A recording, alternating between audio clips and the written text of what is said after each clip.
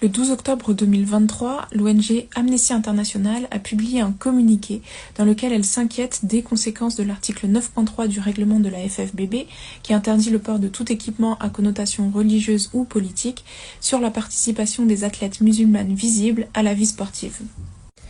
Amnesty commence par rappeler que la population musulmane en Europe est la cible de discrimination fondée à la fois sur des motifs religieux et ethniques et que les femmes musulmanes visibles, c'est-à-dire celles qui portent le foulard, sont plus susceptibles d'être victimes de crimes de haine.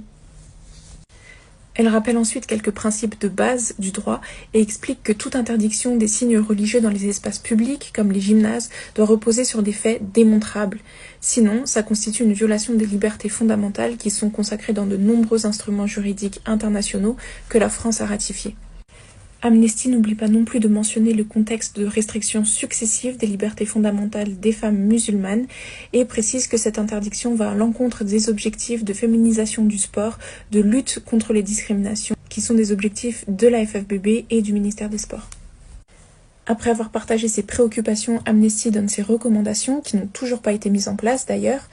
Supprimer l'article 9.3 du règlement de la FFBB, engager un dialogue constructif avec les principales concernées et s'abstenir de toute discrimination à l'égard des athlètes musulmanes qui portent un couvre-chef sportif, notamment durant les Jeux de Paris 2024.